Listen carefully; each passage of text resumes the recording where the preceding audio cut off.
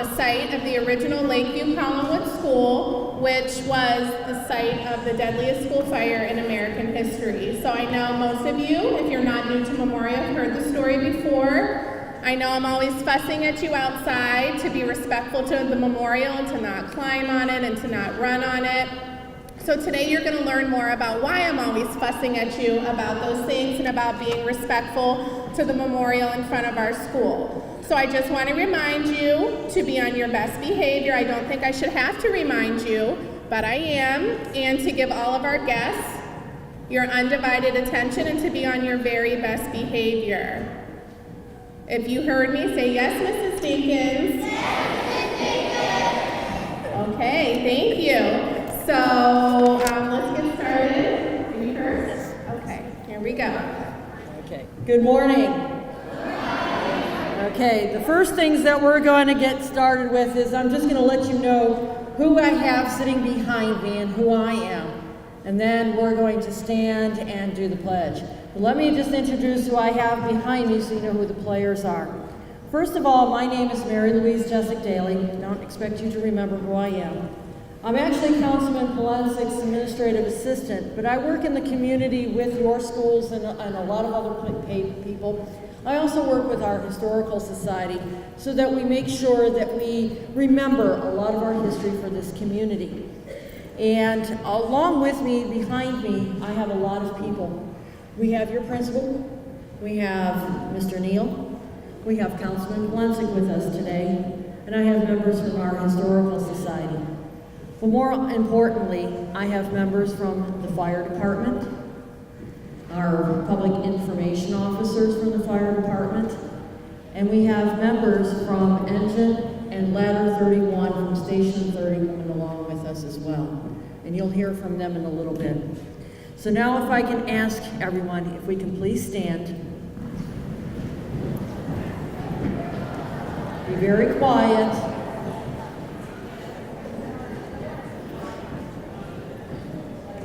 We have two flags, so whichever one's closest to you, if we can pledge our allegiance to our American flag. I pledge allegiance to the flag of the United States of America, and to the republic for which it stands, one nation, indivisible, with liberty and justice. Please sit. Thank you.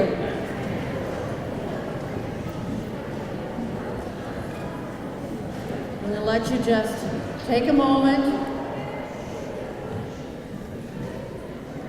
be quiet, so we can get started, and we're going to do all this serious stuff first.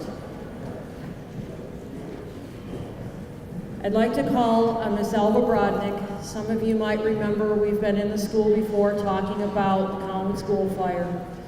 And she's going to talk to you about a couple of different things about the Collinwood School fire and why we are here today.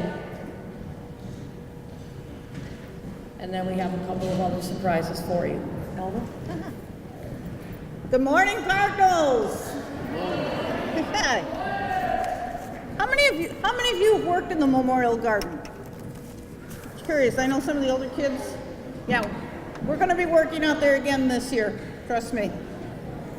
All right, I'm going to start off by talking about a little bit of the history of what the Collinwood School fire was.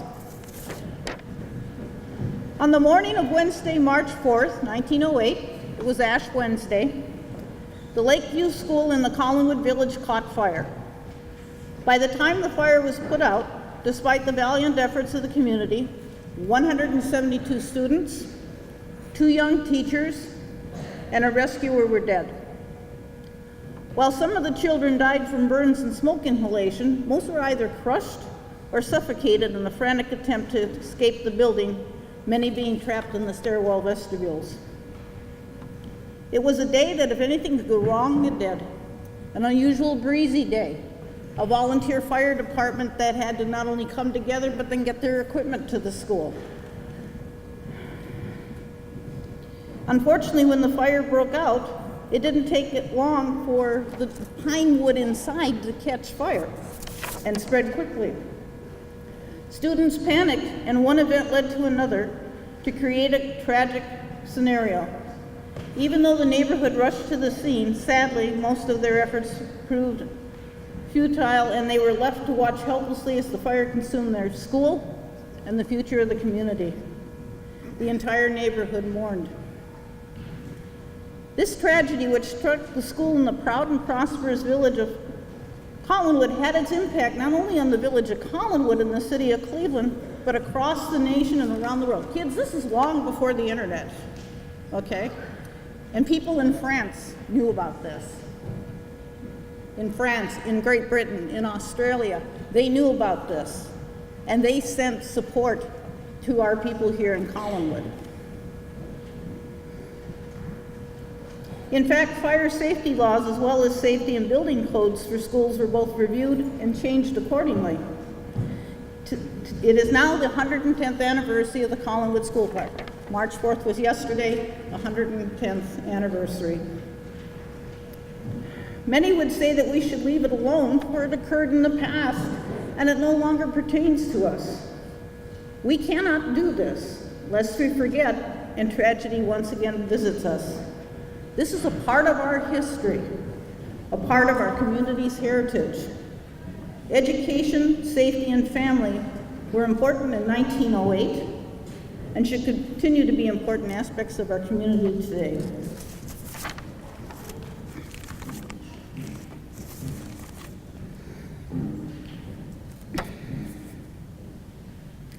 A little bit of a commemoration of why we're here today. The Cowlitz Indians say, "Flowers are the spirits of the children whose footsteps have passed from the earth, but reappear each year to gladden the pathway of those living." As we gather here today to remember the 110th anniversary of the Collinwood School Fire, we remember not only the children, teachers, and rescue who died that day, but the families who faced the future without their loved ones. It's no coincidence, then, that a garden was founded here in memory of these people. Both the far larger one that was here once and this current one that we are rededicating today were meant to be full of flowers. What a lovely thought, then, that each one is a child's spirit, coming back each year not just to remind us of their passing, but to remind us to enjoy our own life by seeing them. I'd like to think that's why not only do we plant our flowers, like our red and white geraniums every spring, but why the Memorial Garden is just that, a dedication of flowers to the spirits of the children who crossed over that day. A remembering that comes back every year without our prompting, and which needs only our remembering to make it real. It is for us, then, those who can only commemorate this day from a historical distance, to remember what happened that tragic day, knowing that they did not die in vain, and that, indeed, they are still with us. The flowers tell us so. Then the child opened its eyes and looked into the angel's beautiful face, which beamed with happiness. And at the same time they were in heaven, where joy and bliss reigned. The child received wings like the other angel, and they flew about together, hand in hand. Hans Christian Andersen. Thank you.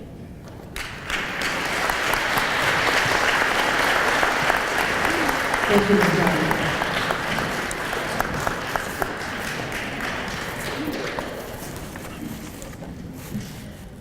We are told repeatedly how important you, as a child, are to us.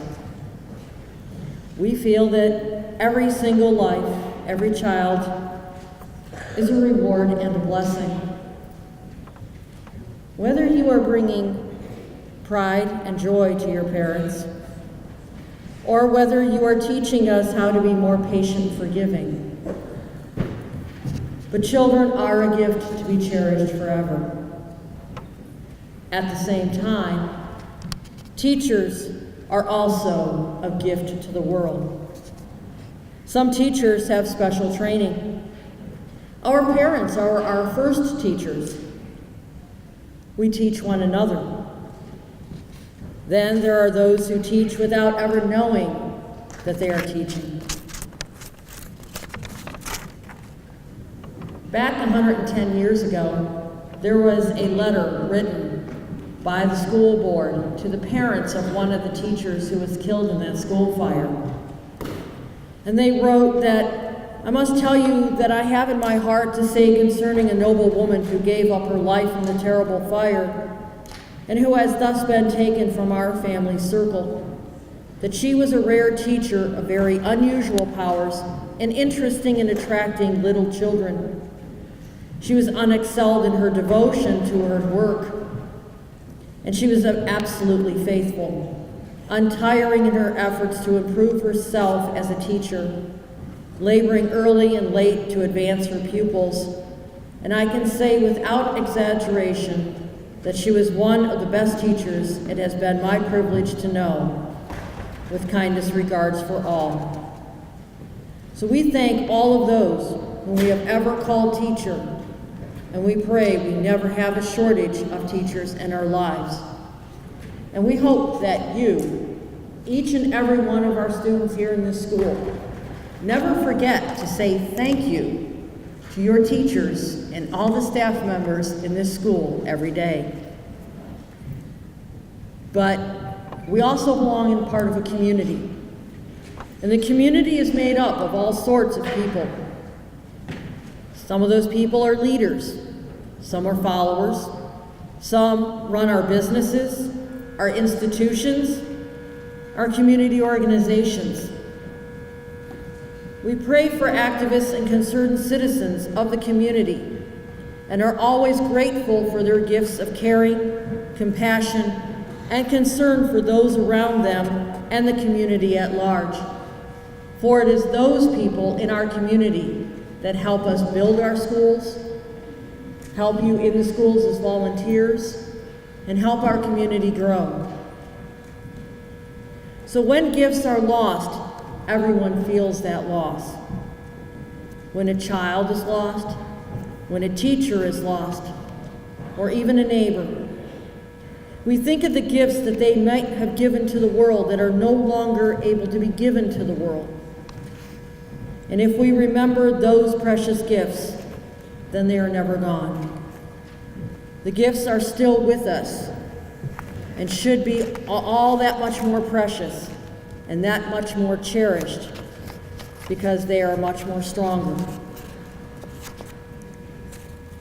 I'd like now to call up the third grade because I understand we have a special presentation by the third graders, so I call you up to the front here.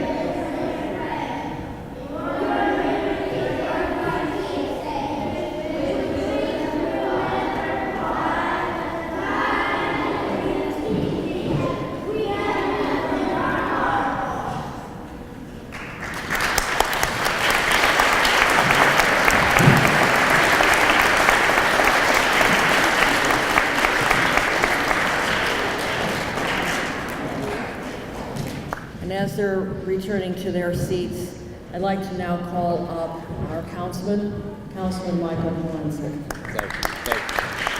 Thank you, Mary Louise. It is always my privilege and honor to be here at Memorial School. So, good morning, Cardinals.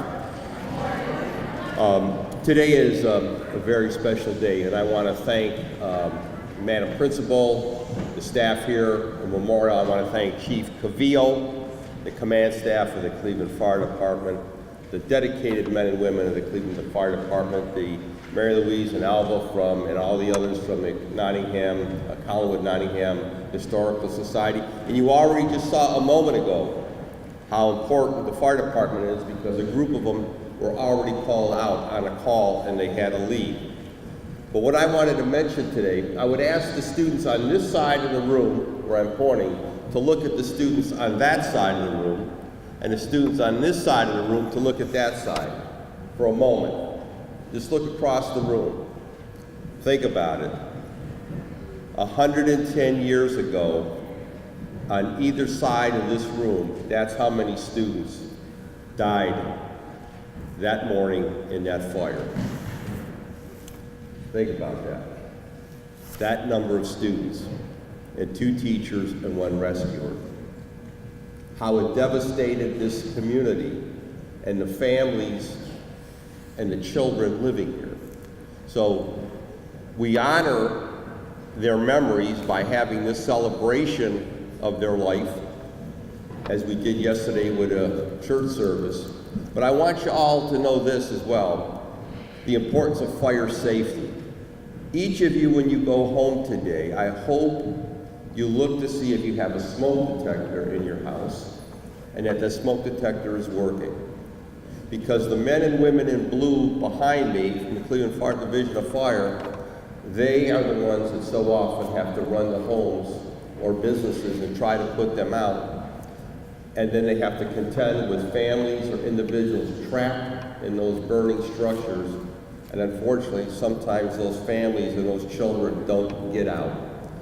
And one of the main reasons for that is fire, a smoke detector not working. So today we're not only remembering the victims of the Collinwood school fire, we're also talking about fire safety, not only in this building, but in our individual homes and in our neighborhood.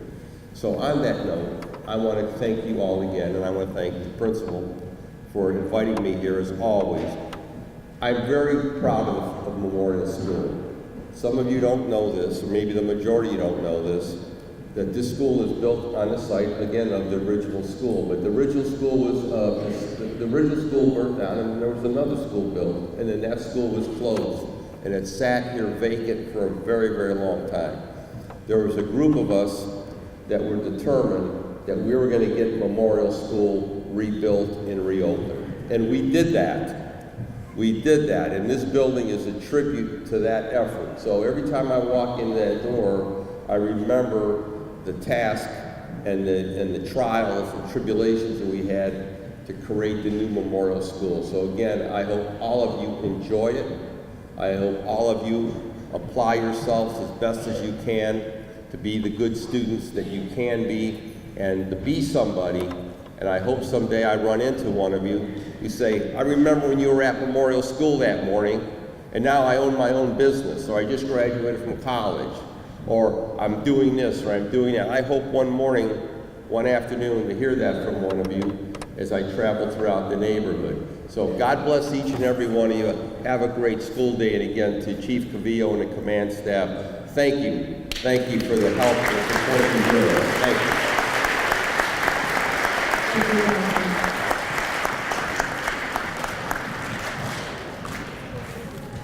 Now for one of the more serious pieces of our morning.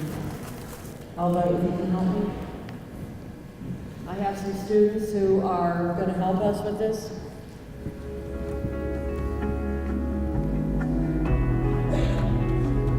We have some student representatives who are going to hand the flowers to.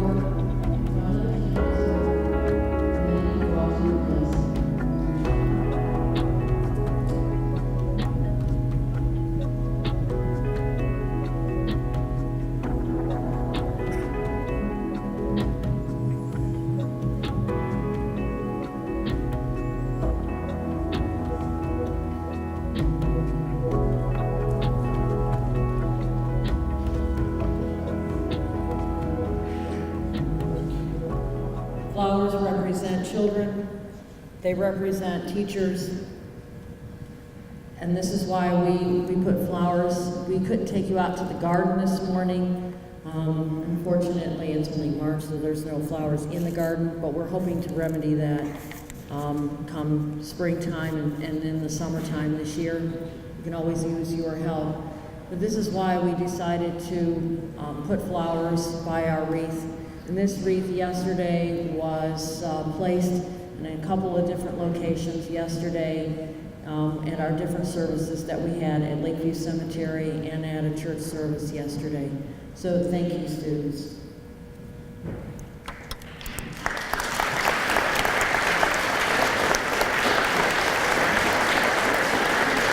Two last things before we call up our fire department and personnel and command staff. I'm just going to read one more little poem, and that's the last I'm going to talk, and I promise. And then I would like to do one other little thing that I hope doesn't end up in chaos here, but one little poem. Why do we remember things that have gone on in the past? Why do we remember things that happened to us? So in the rising of the sun and its going down, we remember them. We remember our friends, but also let's remember these children as well, even though it's been a really long time ago. In the opening of the buds and the rebirth of the spring, we remember them. At the blueness of the skies and in the warmth of the summer, we remember them. At the rustling of the leaves and in the beauty of the autumn, we remember them. And at the silence of fresh fallen snow and the uniqueness of the winter snowflakes, we remember them. At the beginning of the year and when it ends, we remember them. And when we are lost in the sick at heart, we remember them. And in joys of life, our laughter, and in our memories, we remember them. And as I said before, and I don't want this to end up in chaos, but I'd like all of the teachers and all of the staff members to please stand. Remember I said before, we need to thank our teachers, so please, a round of applause for teachers and our staff.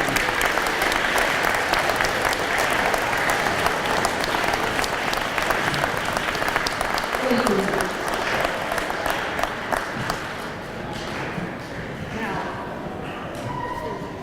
Now, like I said also to you before, our children are our gifts. Whether they bring us joy, or whether they bring us challenges. So children, quietly, stand up. And we applaud you as well.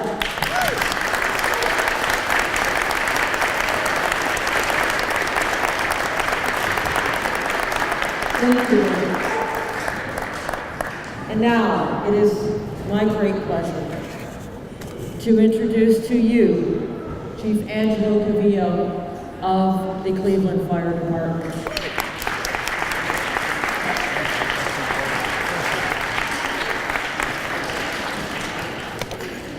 Good morning. Good morning.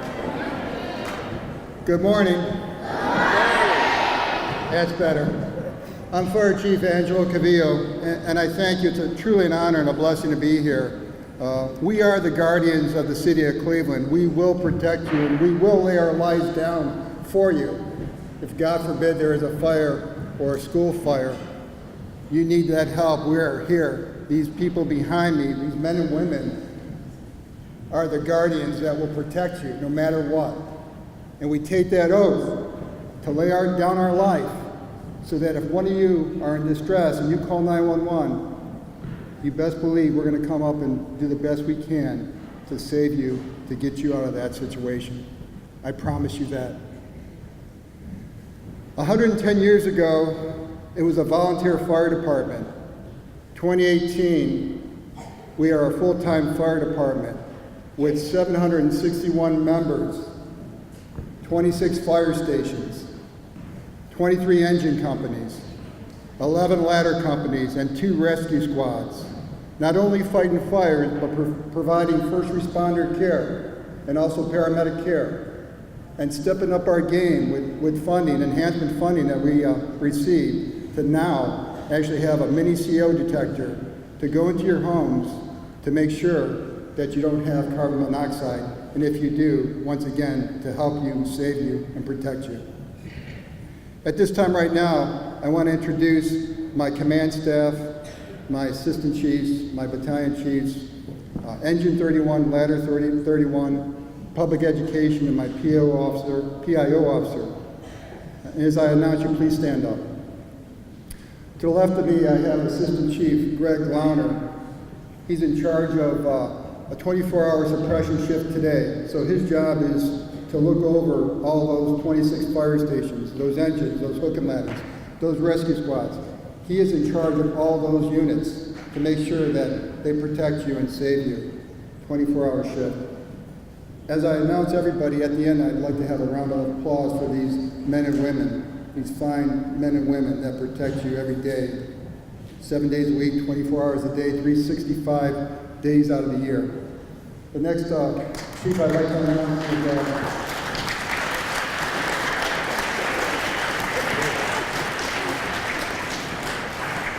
Chief Wayne Nada. Chief Nada is Chief of Operations. He oversees the Fire Training Academy. He also is in charge of individuals as far as, the Fire Training Academy. What else, Chief, do you do? Motor vehicle maintenance as far as the apparatuses, those engine and truck companies and rescue squad companies, making sure that we have those apparatuses in place to make sure that we protect you.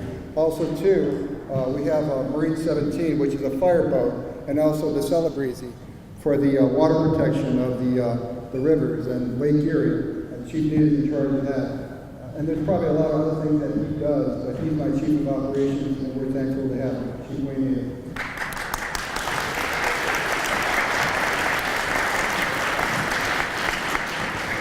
Next is Chief Anthony Liu, Chief of Staff. Chief Liu, go ahead.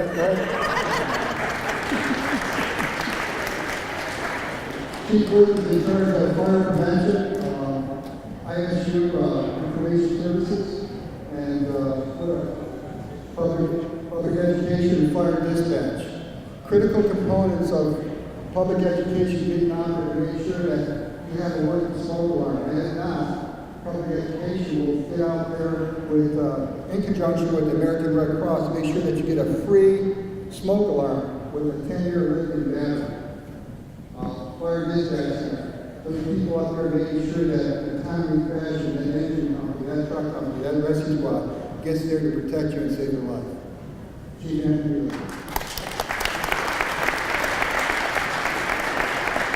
Next we have Chief Dana Catherine, Battalion 6.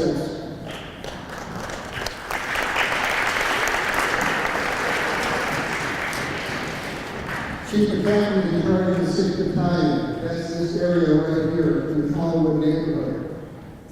His battalion is Engine 31, Ladder 31. I'll have them come up after we do the presentation to show you who we are and what we do. Chief McCaffrey is in charge of 5 to 7 fire stations, and he oversees those engine and truck companies to make sure that they get out there to protect lives and save property. Chief McCaffrey.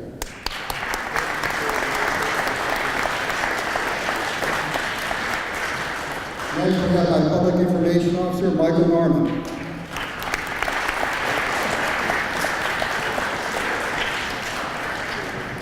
Mike is very skilled in journalism. He's got a great skill set. He's involved in making sure that we get those press releases out, Twitter, he's working on Facebook and Instagram.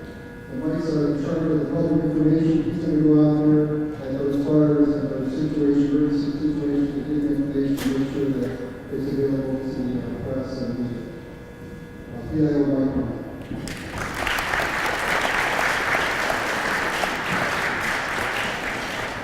I'm always doing recruitment for the fire division, so to the children here, the boys and girls, the teachers, I want to thank you for all you do, because it was those teachers back in grade school that made me believe I could do anything. And I want to thank you for that, because it doesn't go unnoticed. What you do, like Councilman Ponsic said, you won't know you might not even know for many, many years, or you might not even cross paths. but somewhere down the road, someone's going to come up to you and say thank you for being there, and thank you for believing in me. So ladies, what I want to introduce next is a female lieutenant on the Cleveland Fire Department. We only have 3 left. I'm always recruiting, so never doubt yourself. So that down the road, if the fire department might be your career, something that you want to do, it's possible. I want to introduce now one of our female lieutenants, Lieutenant Daphne Tice.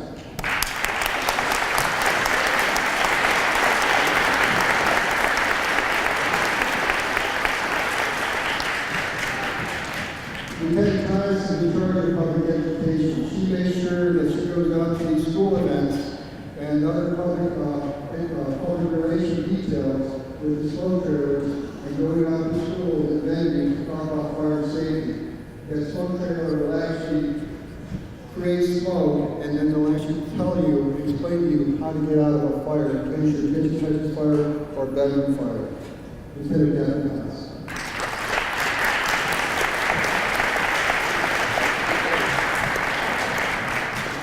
Behind Lieutenant Tice is Aaron Pierce.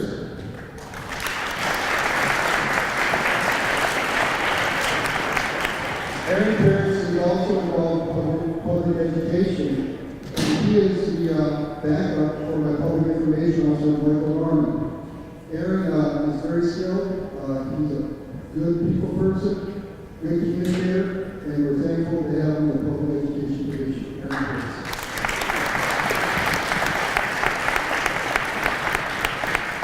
So at this time now, I want to bring up Engine 31 to the left of me, and Ladder 31 to the right of me.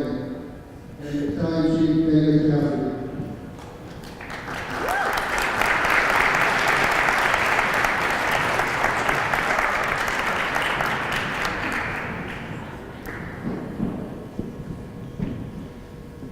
So, when you get a house fire and you call 911, I want you to do a couple things for me. Make sure that you get out. Make sure once you hear that smoke alarm, don't hesitate. Get your brother, get your sister, get your mom, get your dad, anybody in that house, wake them up, get them out. Find a central location where you can meet. The neighbor across the street, the neighbor next door. Find some. Work out an action plan. Work on an escape plan as far as, okay, if my house catches fire, what are we going to do? Practice that during the day, practice that at nighttime. Now, when you do have that fire, if you do have that fire, you best believe the guardians of the Cleveland Fire Department are going to be out there, and we're going to go out, we're going to fight that fire, we're going to put it out, and if need be, rescue you from that structure.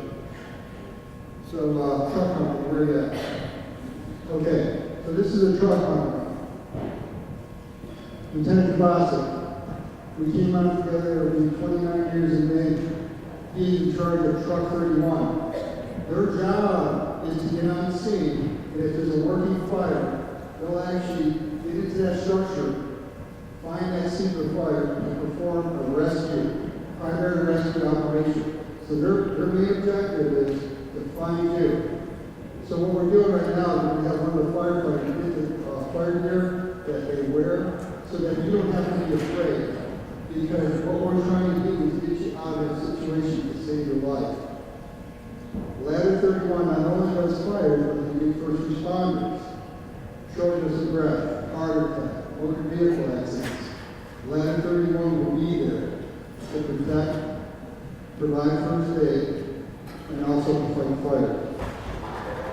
So just to show you, and we have the firefighter getting back there, and as I move over to the next company to explain what they do.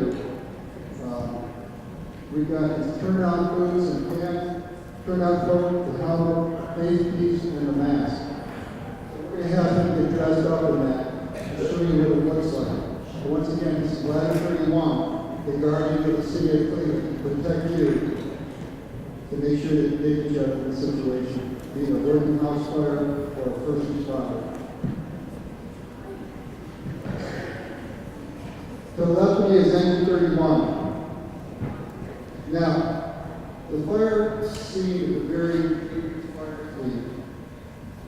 There's a lot of smoke. You can't even see your hand in front of your face. As far as firefighters go in, this lieutenant is in charge. He's going to be going in with that hose line to make sure that they get water in the fire. Because it's so smoky, they got to stay close together, either by voice or by contact. They've got to remain close together because in that fire situation, not only is it dangerous for you, but it's also dangerous for the firefighters. And this lieutenant will make a decision as far as what's going on inside the structure. Can we take that line in and can we put that fire out? Is what the situation look like? Because if it's getting pretty bad, he'll let the battalion chief in the captain know that outside he's monitoring the radio saying, 931, you're making any progress. Chief, we got a lot of fire. What do you see on the outside? So they're both working together.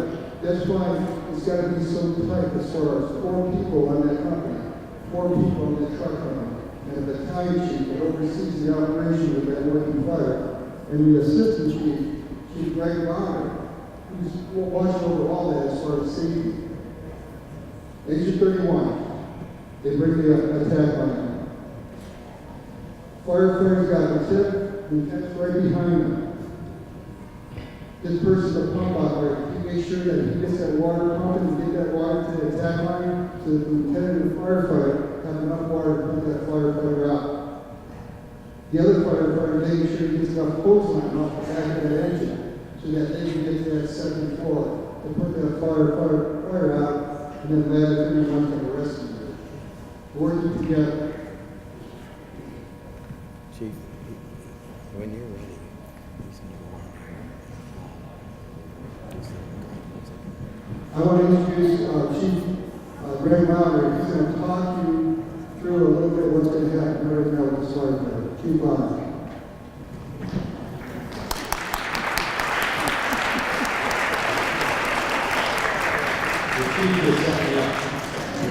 Wasn't planning on speaking.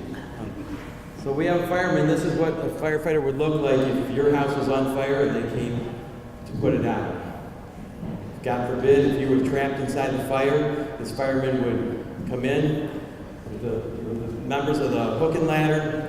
They'd break down the door. They'd drag a line to your front door, hook up to a hydrant, charge a line, and crawl in. It's very hot in the fire. Does everybody know where you're supposed to be if you're in a fire? On the floor. The closer you get to the floor, the better. You gotta have a safety plan. You gotta work with your family to have a place where you can assemble outside of the house. You don't want to go back in if you're out. You want to stay out there. But if you were trapped in a fire or if you were sleeping, what's going to save you first? Stand up and say it. What?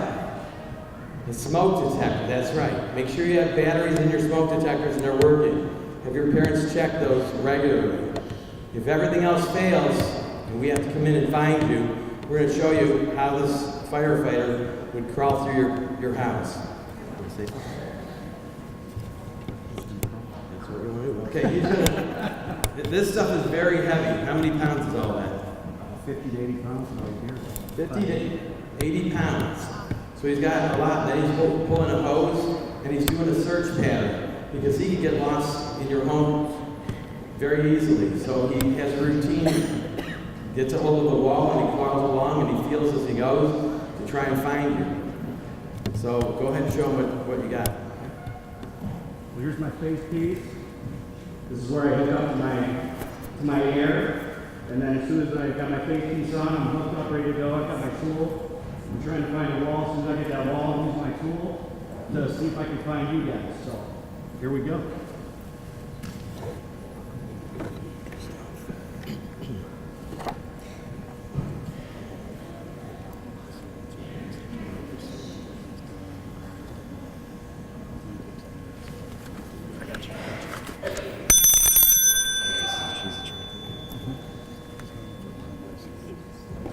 So firefighters always work in pairs. It's called a buddy system. One firefighter protects another. One gets in trouble, the other will radio for help, and he'll stay with them, or he'll help pull them out. That's why firefighters have to be strong. They have to be able to pull somebody out of a fire. He's on the truck company, so he's going to have a tool and he's going to crawl along and look for you. You can't hide from fire. Fire will find you. So you need to get near a window.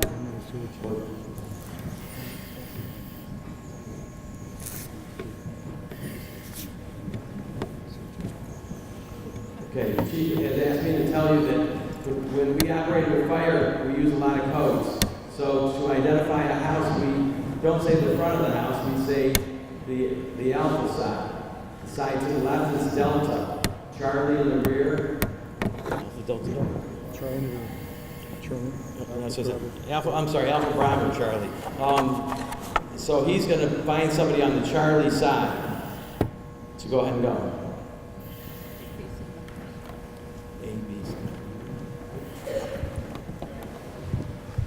So as he's crawling along, he's feeling. He's looking for a person. He's very methodical.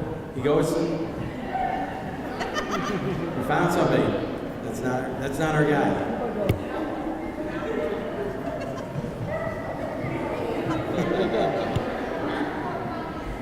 So, Chief, if you did find somebody on the Delta side.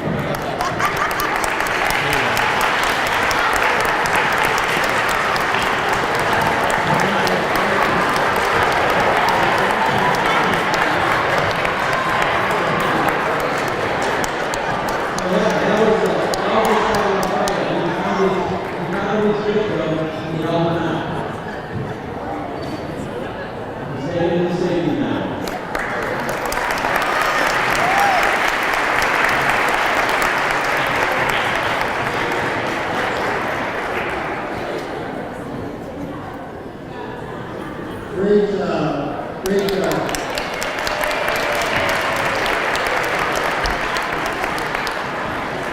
So once again, there's a lot going on at Woodland Fire, and that can definitely happen. So once again, if this is the outside, that's the problem side, Charlie Delta. That firefighter should probably find another victim on that Delta side. Communicate that to the battalion chief, David Caffrey, or the assistant chief, Greg Myers. Hey, I got somebody. I'm coming out on the Charlie side. You don't make arrangements with me and have to get that child. Make sure they're okay with your transport. So once again, I want to thank you for allowing us to be here. I want to thank you for letting us protect you. We are the guardians of the city of Cleveland, the Cleveland Fire Division, and I'm so proud of these men and women behind me. Every day we do this. 7 days a week, 24 hours a day, 365 days out of the year. And once again, I want to thank you. And make sure when you get home, work on that escape plan. Make sure you have smoke alarms and be safe. Thank you very much.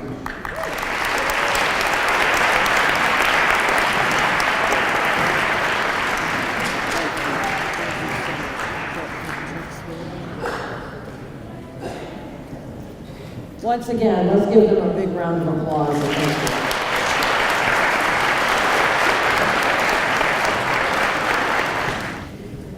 On behalf of Councilman Flensik, on behalf of the Collinwood Nottingham Historical Society, the Collinwood community, again, we thank you for having us in here to be able to do this program for you. We especially thank our Cleveland Fire Department and our Engine 31 and Ladder 31, Station 31 from Collinwood. And we especially thank you for your attendance here today and your attention for this. The special treat for today is not only to be able to hear the fire safety program, but to be able to go out and to actually see that ladder and engine 31 that is sitting outside where your buses usually come and pick you up. So your teachers and your principal will be able to direct you to see that. Because again, it's all about fire safety, and also to remember your little children, your little kids, these are big fire trucks. So not only is it fire safety, but you need to also understand what the trucks are all about as well. So I'm going to turn this back over to, we just lose our principal. I was going to turn it back over to your principal, and I'm going to that. Again, thank you so much. Have a great day.